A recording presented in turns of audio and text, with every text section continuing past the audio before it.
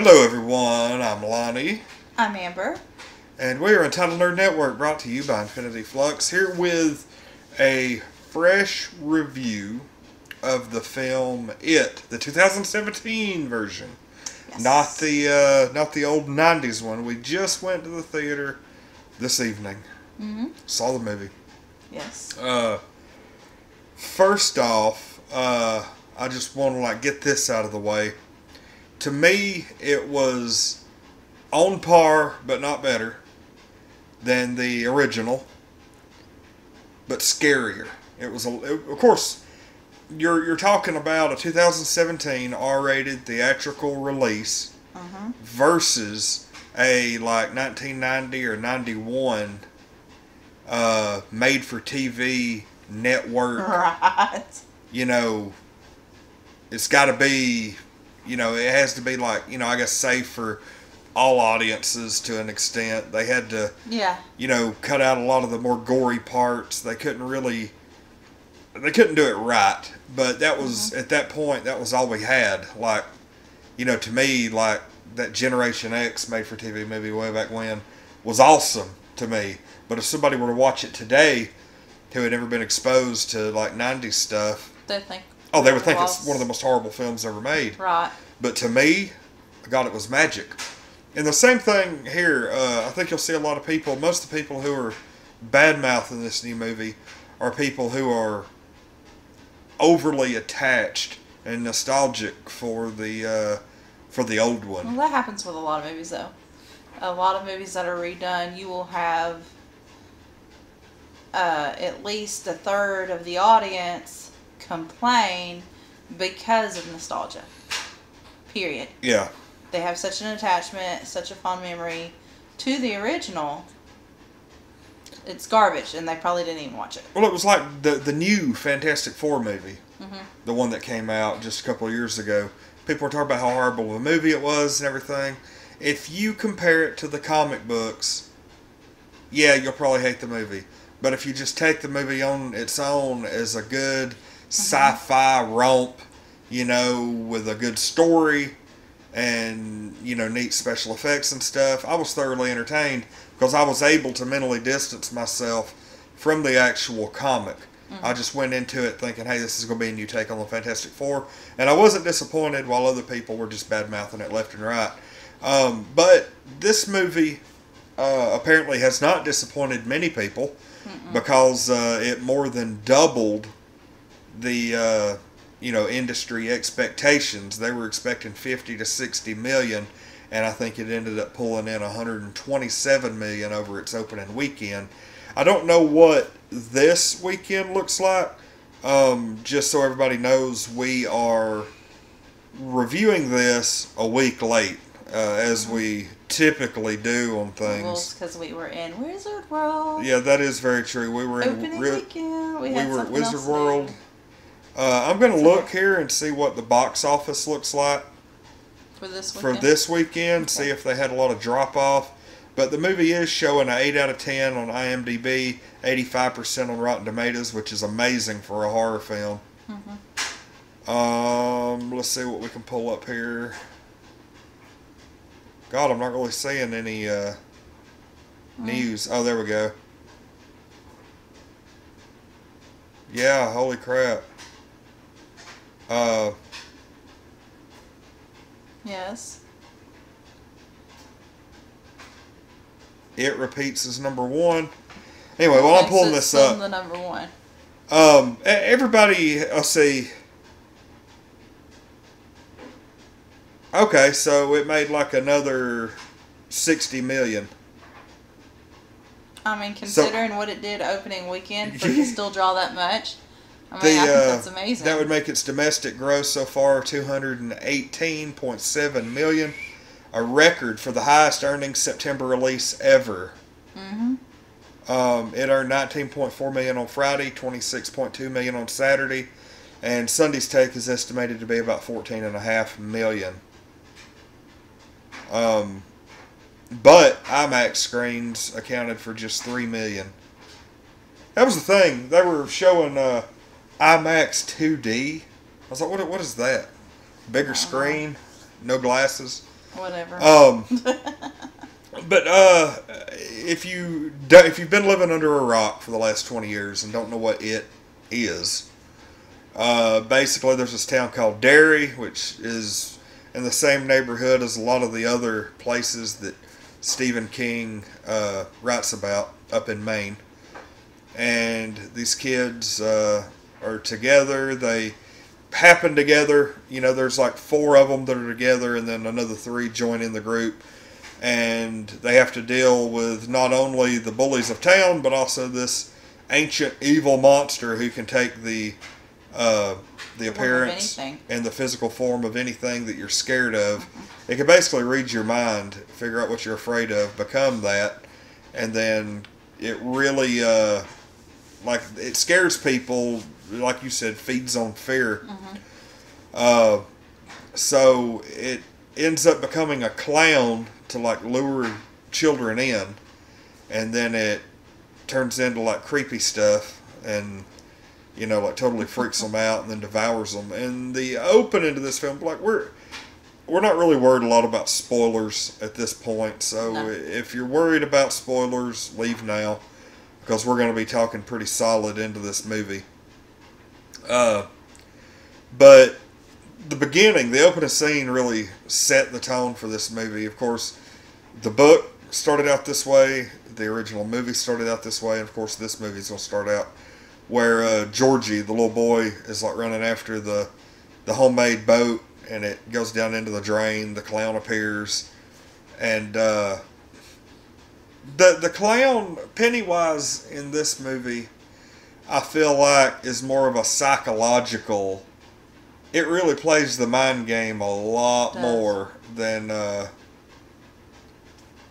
like the Tim Curry Pennywise did. And like, hate me if you will, but this guy, God, what is his name? Neil Beowulf's on. Up nerds, they all float. Dude, and they all float down here. I don't want to spoil it for you, but they literally float. Yes. There was actually a part where they make it to the sewer, and all of the bodies of these dead kids are floating in like this vortex. That was pretty amazing. And it was like it had all the stuff in the middle of them that had lured them down there. I don't know if you noticed that or not. Tricycles. Yeah. And, shit he stole and was like, hey, you want this back? You gotta come down here. Yeah. All their clothes and the little boy's sailboat. Yeah, that was your warning. So if you didn't want to hear that, you should have turned it off. Duh. But yeah, this movie was freaking this is the great. New one, though. There was like comparison from this movie, like differences and stuff. This one to the old one. There was the scene in the book where Henry Bowers captures Ben, and he's like got his buddies holding him up against this like fence, and he pulls out a knife and he actually starts to carve his name into Ben's like belly. Well, in the 1990s made-for-TV version of that, he pulls out the knife and is getting ready to, and Ben kicks him and tumbles down. Well, in this movie, he actually carves the H, just like in the book. And so they really went a little bit further with that, because I don't think you could show them, carving a kid's belly up on network TV. Especially back then. Now, you could get away with it. Yeah. But in the 90s, that wasn't a thing. I'm trying to think of what else. One of my favorite scenes that was in the book, but they didn't do it in the 90s film. They did do it in this film, but it wasn't really near as good as what I thought it was going to be, even though it did kind of creep me out, was the leper scene. And Eddie, the boy with the asthma, in the book, he goes and plays by himself in this abandoned house on Neibolt Street, and he goes up under the porch, and there's like a lattice covering around the bottom of the porch, and under the porch there is one of those windows that goes into the basement, and at this point it's like on the ground and it's dirty and everything. Well, he hears something in the basement, and he like wipes the window and looks in there, and he sees like yellow, nasty eyes of this leper monster, and it busts out of the window and tries to drag him in there, but he manages to break through the lattice and escape. Did not happen in the 90s movie. In this movie, he just walks into the yard of the house, and the leper chases him into the yard, and then before turning into the clown. I really wish they would have done it the other way. Yeah. As in the book, because that was a heck of a lot scarier, because you knew he was going to get away in this. In Right. the book, you legitimately didn't know if he was going to get away because he's under that porch, which I think would have been a lot better way, and you could have explained it away as him being under there playing or whatever, because at that point he didn't really know of the monster. But I mean, there's just tons of stuff. I wasn't a real big fan. Well, first, that house, they go in there and face off against the monster in the abandoned house. That did happen in the book. I forgot about it, but once I saw the movie today, it kind of brought those memories back. And I don't quite remember if the tunnel was under the house or not, or if that was just a place that the monster liked to hang out. Come on. There were a handful of other scenes, and I'm not really sure if I'm mixing these scenes up with the adult versions. But the big Paul Bunyan statue that was behind them, it was showed prominently. In the book, that thing comes alive and attacks one of them. And I can't remember if they were kids when it happened, or if this happens after they come back as adults, and it happens to one of them to kind of jar their memory. Right. But that was pretty cool. I liked that they spent a lot more time talking about the historical aspect of the monster. Yeah, that was really through neat. the years. That really helps, and that was backstory's my favorite. That happened, and from what I understand, in part 2 of the movie, they are going to actually tell the full origin of the monster. It's gonna be great. Love it. There was actually, in the book, they found out as kids, they do this ritual. 2 of the boys do. I think it's Bill and Ben, I think. They do this ritual that basically gives them a vision. They're standing in like this tropical rainforest, and they realize that they're in like prehistoric Derry. Gotcha. Like back in the dinosaur days or whatever. And they're standing there walking around, and suddenly they see this like meteor fall to the ground and explode. And they realize that is the monster arriving on Earth. Holy crap. And so they like hurry up and leave because, they don't want to be there for its awakening or whatever. Right. So anyway, the monster lays dormant, underground for thousands, millions of years until people start populating the area, and then it wakes up. I think construction actually woke it up, if I'm not mistaken. About right. So, yeah, I mean, I can't remember if this happened in the book or not. I don't think it did, but I wasn't a real big fan of Beverly being taken hostage by the monster. Wasn't real big on that at all. In the book, they stayed together the entire time. No, that was just, to give it like a damsel in distress, like we really needed 80s that. Nostalgia feel, because, that totally would have happened in the 80s movies. One thing that got me, and this is going to play into part 2, I believe, and I know part 2 is going to end, or part 2 is going to begin with the suicide of Stan, because he was the one who didn't want to go back and face the monster, and part 1 of the 90s film ended with him, cutting his wrist in a bathtub and dying because he got the phone call and didn't want to go back. And that's going to be justified in this series because the monster actually was feeding on him at one point. That creeped me the hell out. because they actually show Pennywise's mouth like unhinging, and he's got rows and rows and rows of these like shark teeth. Yeah. And like his whole mouth comes open, and there's actually a point. Cartoon's on. Hey, Cartoon, welcome to our review, which is spoiler filled if you haven't seen the movie It and don't want it spoiled, so be warned.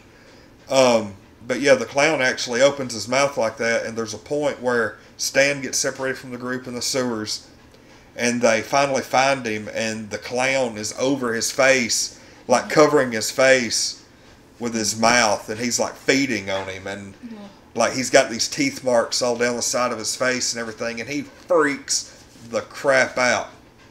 You know, like, oh God, y'all left me, I mean, he's like screaming and crying, which I would too, because at that point you think you're dead. I couldn't imagine what that was like. But that's going to be the catalyst for, I think, his adult suicide at the beginning of part 2. Is he's already kind of halfway been fed on by the monster, and don't want to go back to that. Right. You know, some kind of traumatic child experience that you probably bury down in your subconscious, and then come to find out it's real. Yeah. Nothing more. Kind of like my favorite sinks, like I was telling you about. Yes. I will say the sink scene, the bathroom scene with Beverly Marsh, the 90s film did a really good job with it. Yeah, because I had really forgotten about it until I watched that scene. Yeah. And then I had flashbacks, and I was like, holy crap. Like, that explains my fear of sinks. Like, I had pushed it into my mind so I wouldn't remember it, you know. Spoilers indeed. Oh, well, welcome. I watched it. Welcome to our review, Thompson Ronald. Yeah, I'm like I'm saying, I'm really hoping you guys have watched this, just in case. But yeah, the bathroom scene was amazing. Yeah. The scene in the 90s, you know, the balloon comes up after she's, you know, like the dead kids are talking to her through the sink. The balloon expands up out of the drain, explodes, blood gets some on the mirror, some on her, it's in the sink, it's bubbling up and everything. In this movie, this like hair actually comes up. Well, because she cut her hair in the sink to begin with. Yeah, she cut her hair because, God, her creepy dad. Oh, don't get me started on that. And in the, I will say, in the original book, or in the original 90s TV series, Beverly Marsh's dad, he was like, you know, the abusive dad, but he wasn't like that. Yes. He didn't drink or anything. I mean, like in the, I mean, you know, you kind of got the vibe in the 90s movie that something like that might have been going on, but no, probably not. You know, he was known to have a beer, whereas in the book, they actually made it a point to say that he was like a sober guy. He never drank, but he was like one of those that just was really way too hard on his daughter. And, you know, was like the abusive father type. In this one, they make him like full on, you know, like pedophile. Yeah. Like they really went all out on this one. And like there's the point where he like smells her hair, which is that was really the creepiest part in the whole freaking movie to me. Well, because that lets you know right then and there what was up. Yeah. Just the smelling of the hair. And so she freaks out and goes into the bathroom and cuts her hair all off. Yeah. To like it's like barely shoulder length. And so a little bit later, like this freaking hair comes up and like pulls her down to the sink. Well, then like all this blood just shoots. I mean, it's like a freaking geyser of blood. Shoots up, gets all over, knocks her back into the wall, and it just goes everywhere. There's not a single square inch of this bathroom that isn't covered. That is not completely covered in blood. And of course, her dad doesn't see it. Yeah, that was weird. Well, the dad, adults cannot see any of this. It's still weird to actually see that in action, though. And like the bathroom is literally covered in blood. And she's covered in blood. Yeah, he's like, "What's wrong with you?" Yeah. You know. And like she could barely talk at this point because it's like, holy crap. But yeah, it was God almighty, it was some crazy stuff. And for some reason, Logan wants to be right in the middle of everything. right here in the middle of us. He never wants to do that. But yeah, the movie was great. I mean, the movie for me, 9 out of 10. Oh yeah, definitely. Easy. I could watch it a few more times. It's hard. Like I said, I've got that nostalgia that goes for me for the original 90s film. I mean, I could still sit and watch it over and over and over. But now we have as good as it's going to get, faithful R-rated adaptation of the book. This is as good as it's going to get right here. The new, they did an excellent job. The new Pennywise, he did amazing. Did an excellent job of filling Tim Curry's shoes, and that's hard to do. Yeah, I hate to say to anybody, but he did a heck of a good job on the psychological, creepy, just psycho aspect of the clown. Whereas I think Tim Curry did the best that he could with the parameters he was given, it being a network made-for-TV film. But this guy did what Tim Curry probably could have done if given the opportunity. Completely. Not disappointed in this movie at all. Even if I would have paid, we went to like the cheapest matinee possible. But even if we'd have paid $10 or $12 for this movie, it would have been worth it. Absolutely. Well worth it. So what do you give this film? A 9 out of 10 too. Oh, sweet. And that's really because the whole pedophile things makes me a little uncomfortable. That's what it's supposed to do, though. But I don't like that. So you're deducting a point for that? Yep. Yeah. It was a little too much for me. I think if it... I mean, it's going to be like that for some people. It's going to be too much for them to handle. That right there will keep me from letting Joseph watch it. Okay. Yeah. That's at least for a few years. Anyway. Because I mean, it's one thing to teach your kids about that. It's another thing for them to visually see it. That was a thing because this movie, there was like zero nudity in it. Yeah. There was no sexual content. The kids used a bit of language. I heard a lot of complaints about that. Well, they felt that it was over the top, but at the same time, 13, 14-year-old kids are gonna talk that way. in the late 90s. I'm sorry it happened. I don't care. They're gonna talk like that. Don't complain about it because it happened. They did a really good job of making the movie historically accurate. I mean, I even noticed a Gremlins poster on one kid's wall. I really like that. They did a really good job. Everything was, pretty straight there. But yeah, I mean, there's going to be certain aspects that really, I mean, this was an R-rated theatrical release. There's going to be issues there. Going to be some crap that the kids don't need to see. And that was really the main one. I mean, That was. And I'm not, complaining about it, per se. It just wasn't my thing. Now, there's always going to be stuff that disturbs people to the point where they either may not want to see the movie again. I went and saw the release, the remake of Last House on the Left. Yeah. The new remake that came out. I watched that one on... It was about, 8-9 years ago? Yeah. Something like that it came out.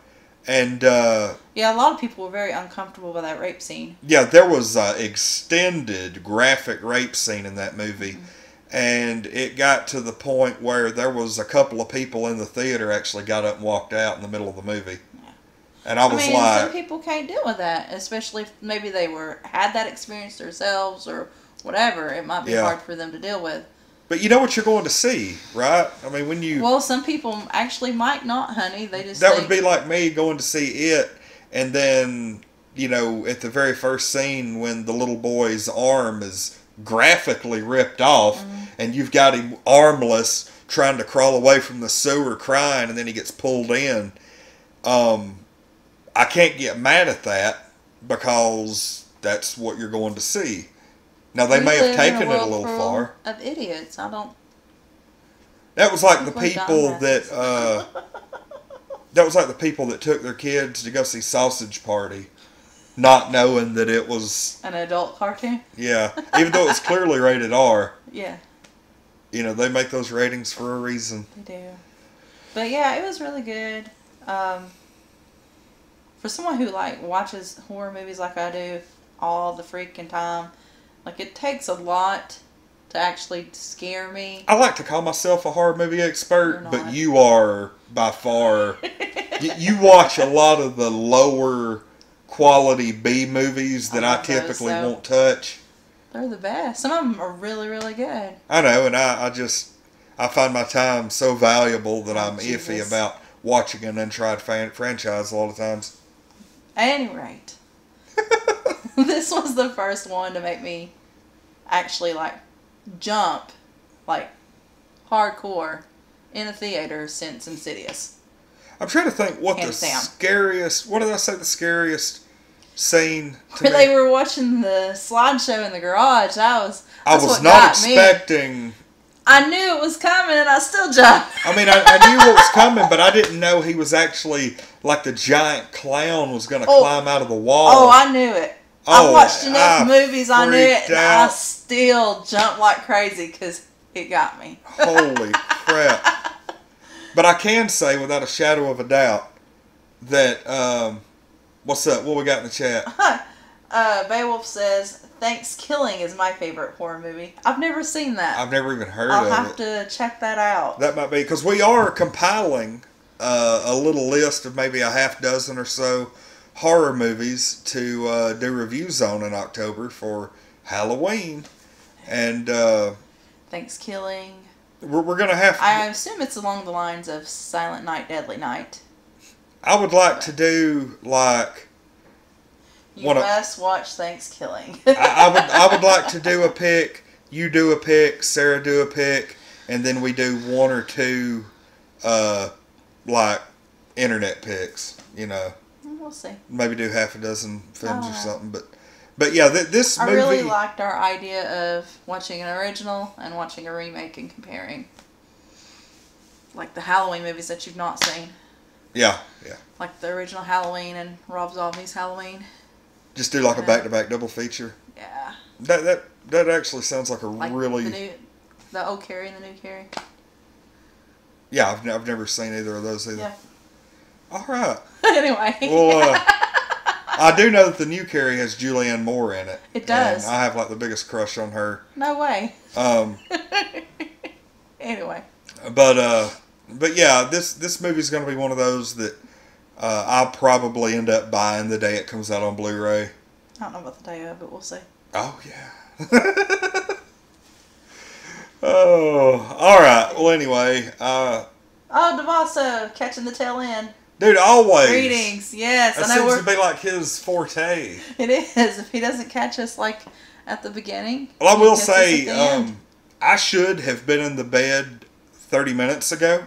Yeah. But I still haven't even had a shower yet. And I've got to be up in like 5.5 hours. So we're going to go ahead and wrap this. I thoroughly appreciate everybody joining us. Thanks, for our little stream here. This kind of impromptu review of the 2017 version of the movie It.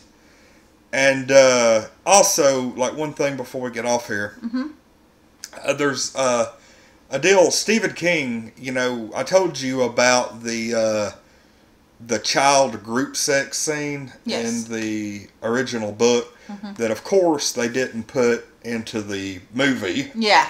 Obviously, and they didn't put into this movie either. But if you're unaware of it, what happens is, as kids in the book, they fight the monster. Either they have defeated the monster the first time, or they're about to find him. I can't remember which. But they all end up getting lost in the catacombs of the sewers. And they can't find their way out. Well, Beverly gets the bright idea that to bring everybody together, that she is going to have sexual relations with each one of the other 6 guys in succession. Yeah. And it ends up doing the job, and they all make it out together and become stronger than ever. Stephen King said that it was he didn't even think about the sexual aspect of it when he wrote it, that it was more of a transition from childhood to adulthood for all of them and everything. And he said that when he wrote it in like the mid-'80s, that wasn't that huge of a thing.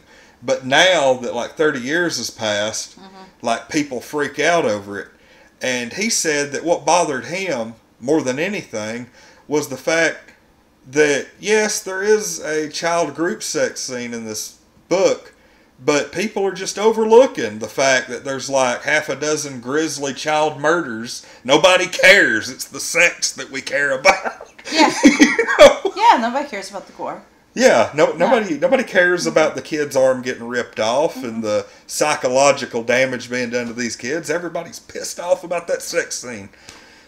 So, anyway, he made a valid point on that. So, anyway, what's up? Devasso, I see Bob from Bob's Burgers in the background. Yes. I love that show, and Beowulf says they can't make episodes of Bob's Burgers fast enough.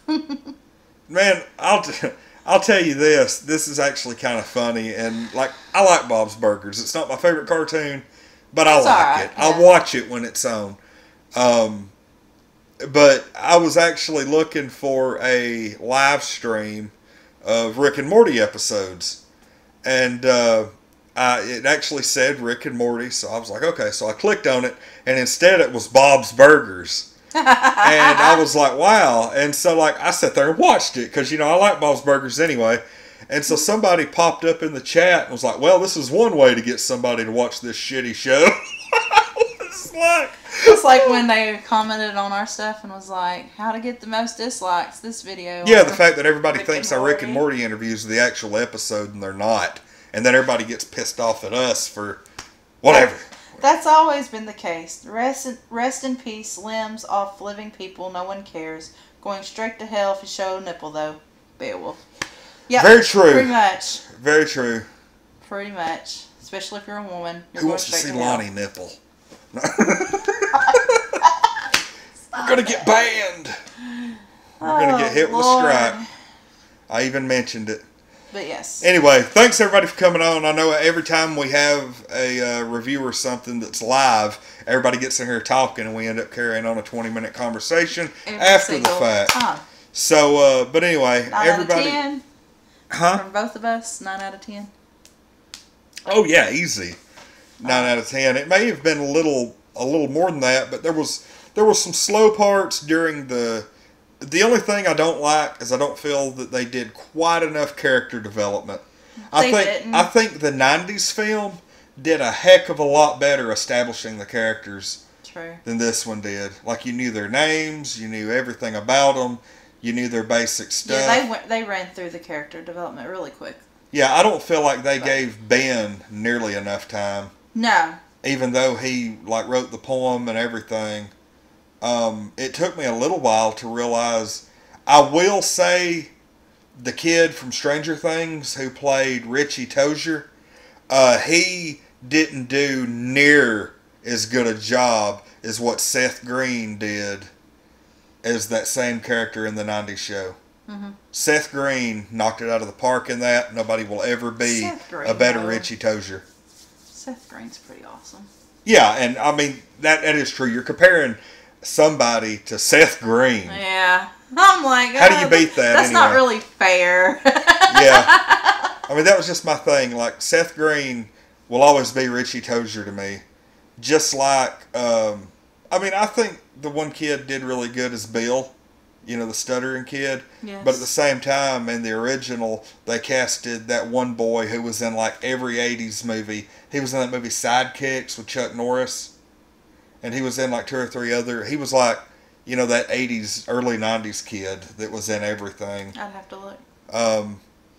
But anyway. Like, if, you know, apparently I blocked a lot of that movie out considering I didn't remember the sink scene until it saw it today. Yes. But anyway, we'll have to go. I have to get some sleep. Why won't y'all let me sleep? Because you love to talk. Don't blame other people. Okay, I want to blame y'all. No, it don't work that way. All right, thank you everybody for coming on. This has been our It 2017 remake review, which was completely awesome. Thanks everybody for coming on. Remember, we're going to be on probably tomorrow night streaming some stuff. It'll either be Skyrim, or if Neo Beowulf sweet talks me, it'll be some NASCAR. Yeah, okay. But anyway, everybody have a good night. I'm Lonnie. I'm Amber. And we are Untitled Nerd Network, brought to you by Infinity Flux. If you hadn't already, hit that subscribe button. We're giving away a loot crate at the middle of October. We don't know what it is. We tried to say we knew what it was, but we don't know the theme. We don't know the theme of the loot crate, do we? No. Matter of fact, we made a commercial last night. I was like, we acted like we knew. We made a commercial last night that said the theme was robotic. And we were like, yeah, enter to win October's Loot Crate. But robotic is this month's theme. The one we're going to be unboxing sometime over the next week. So that commercial is all for nothing now. And we're going to end up probably releasing it as a blooper later because it was way too good video to not release. It was. It was really good. So anyway, thanks everybody for coming on. We're going to go ahead and exit before we can start another conversation. We're Untitled Nerd Network, brought to you by Infinity Flux, and this has been our 2017 IT Review.